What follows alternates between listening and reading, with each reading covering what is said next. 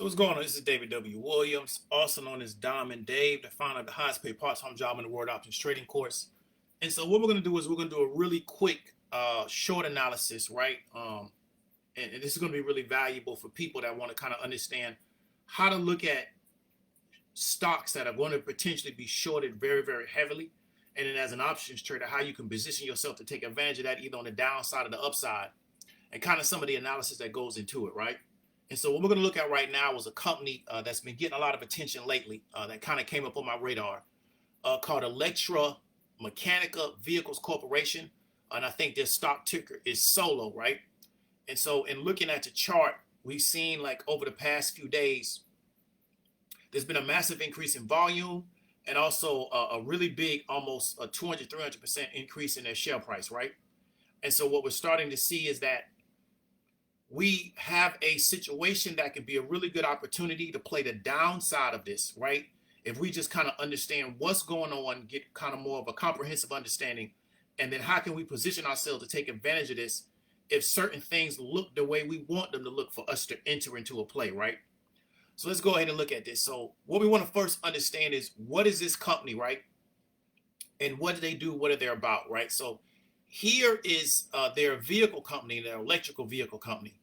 And so what we got to understand is that here's a little Investopedia that you can look up, and they talk about how this thing makes money. Now, they sell three-wheel electrical cars, right?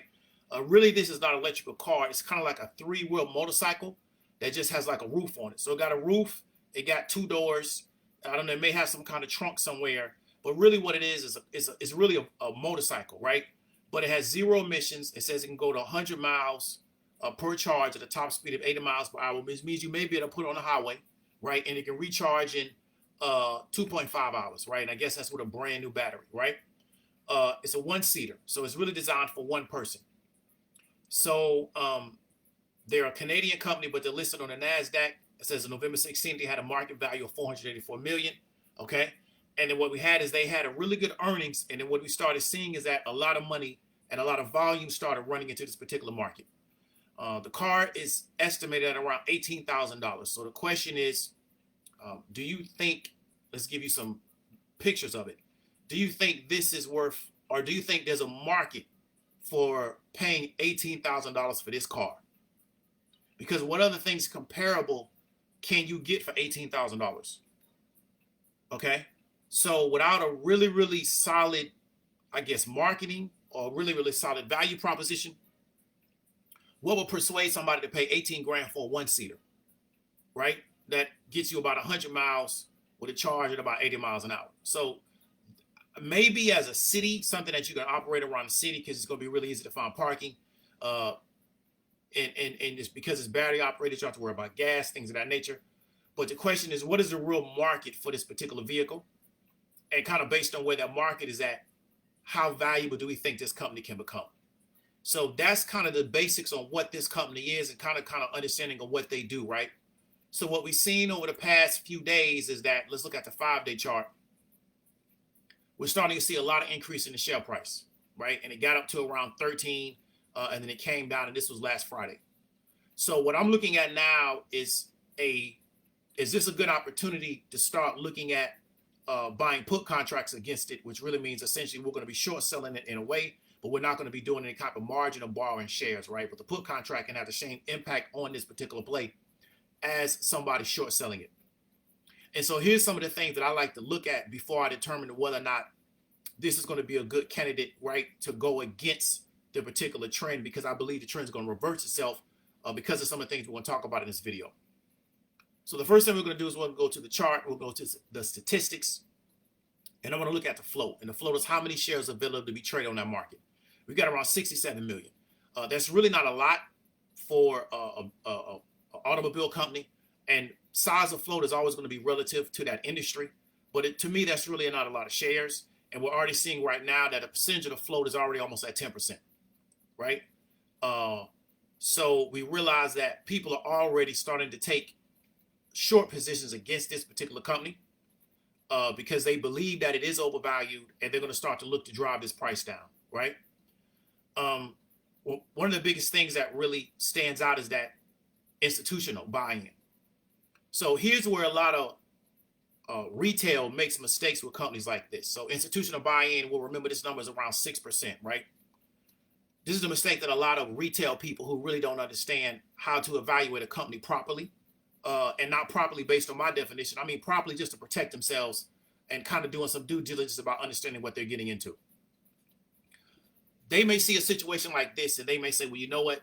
The share price is going up, because a lot of people, the way they invest, they're looking for exponential growth, which a lot of times can be a mistake, right? Because every company is not going to grow exponentially, and desiring that exponential growth and being very enthusiastic about finding that can put you in a position to take risks that normally you don't really have to take to get 10, 15% a year, but you're looking to try to get 40% in a quarter, right? So this stock popped up on a lot of people's radar because it was moving up very rapidly. But the question I want to ask myself to this, to any type of retail buyer of this stock, if this is such a really good opportunity, how come big major funds aren't buying more of this stock at the current moment? How come they haven't decided to invest more into this particular business or into this particular company at the current moment, right? Or even before this happened. So, because we can look at their chart goes out a few years. So, this thing at one time was worth $2. So how come the big institutions have not decided, just based on their value proposition, their USP, their management team, their board of directors, how come the big institutional funds have not decided to buy into this? So what are they waiting for before they start doing major buy-in? And if they're waiting for something to start before they start doing a lot of major buy-in, why are you ahead of them? Okay. And if you can't kind of explain that in some kind of way that makes sense, then you want to kind of ask yourself, why are you doing it? Are you doing it just because you hope that this is going to be the next 1,000% return on the stock? So essentially, you're playing like a casino game. And there's nothing wrong with that if you know that's what you're doing and you're willing to take the risk associated with that. But when I see a lot of people engaging in that kind of behavior, to me, that's the opportunity. Because this is what I understand about the actual market and how shares are bought and sold in regards to institutional buyers, right? So here's another example of what I'm talking about. So we're looking at, this is CNN Business. They're showing that institutional is around 4.3%, and you got mutual funds around 2%, right? So we're seeing that there's not a lot of institutional buy-in, and they kind of, what CNN does is kind of shows you what companies, latest institutional activity, and then the top 10 owners. So you can kind of understand who these funds are. So Morgan Stanley, Goldman Sachs, they do actually own some shares, but they have very, very small percentages. At this present time, based on this particular report, they only have a 1% hold, right? So we're looking at all these companies, looking at the mutual funds that have. So what they're doing is they're waiting to see if there's any reason, right, where they want to have a larger exposure to this. And if no reason pops up, then they just, they'll probably either sell their shares and continue to hold it, because that Goldman Sachs at less than 1%, that's nothing to do, right? They can write that off at the end of the year or whatever. But this is what's going to happen. When you have institutional funds or firms and hedge funds and mutual funds that are into a company, what they do is they create something, what we call a price floor. And what I mean by that is that, let's say they may create a floor around $9. And then what they'll do is they'll put in electronic orders to where if this thing starts to sell off and it approaches this $9 mark, they already have the bids in to buy those shares up as soon as possible. Why? Because they believe in this company so much that if they can get shares at a discounted price, they're willing to buy them up and just continue to hold. And what it does, it creates a price floor to where now there's a support at that particular price point. When you're looking at a company like this, where you don't have a lot of institutional support, there is no price floor. There is not going to be any real support. So the thing is that we looking at a one-day support around $8, right? Which is really not a real support, but we're looking at a one-day support around $8. Okay, we're looking at maybe another one-day support around $9. So if this thing falls, right, it potentially can fall back to $6.88, and also can potentially fall back to $6.27, and then also can fall back to some of these lower prices around the $2 mark, because it was at these price points longer than it's at these new price points. So what you got to understand is that without institutions coming in and creating a price floor for this particular ticker, right, once the short sellers start to attack it, there's not going to be anybody here at these lower prices to essentially hold that line. And what a lot of retailers are going to do is that they're going to buy into this. And then when this thing starts to sell off, they're going to get scared And they're going to realize, well, I've lost 30-40% of what I originally invested, because you had people that bought in at $13 and then it started to sell off. So if we wake up Monday and this thing starts to sell off again, you may have people running out of the door. Now, I believe personally this thing is going to sell off some. It's going to go back up to maybe 15 to 20, and that's probably where I'm going to look to get in. But even then, without a price floor being set by institutions, the retail traders and the day traders that are trying to buy this to make that small percentage gain in a short amount of time, once short sellers start to attack this, they don't have any mechanism, and nor do they have the understanding of how to create a price floor against it, because they're not in it long term anyway. So they'll take their loss and leave, which will do what? It'll drive the price down, because as long as we continue to find sellers at lower and lower prices, the price will continue to go down. So this is going to be a really good opportunity to continue to observe. And if I look at my scanner and I see that maybe this thing has lost 4 or 5% over the course of a day, as and I'm looking for it to go up, I think it's going to go down and pop back up, right? Just off hype. If I can get it around the $15 to $20 mark, I'm going to start looking at how can I take the downside on this particular ticker. And so you got to understand is that when you're looking at companies like this, especially what we're going to see in this EV space, is you're going to see a lot of fly-by-night EV companies. And we're also going to see a lot of retail people come in because they really don't understand how to evaluate a company properly. They're just living off the hype. They're seeing that the share price is increasing. They therefore believe the share price is going to continue to go up. So a lot of times they're going to buy in at the top. And as the price starts to get pushed down by short sellers, and we already saw that the short sale percentage is almost at 10%, it's around 8%. As that continues to go up and you start getting more and more of a short position, it's going to be a lot more difficult to hold this price up just off retail. And then we're setting ourselves up for a massive downturn in this particular stock. So this is how we look at companies to determine if they're good short or put opportunities.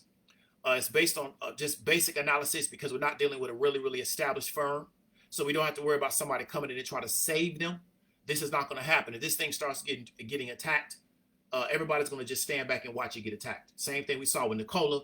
Same thing we saw with Helion, right? Because we're in the era of fly-by-night EV companies with a really good, I would say, founder story, or almost, a really good founder story, but not a history of actually doing business in that space and showing that they have the ability to be competitive in that space, right? So every EV company doesn't mean it's a good company. It just means it's an EV company and they have the ability to get listed on the NASDAQ or the New York Stock Exchange.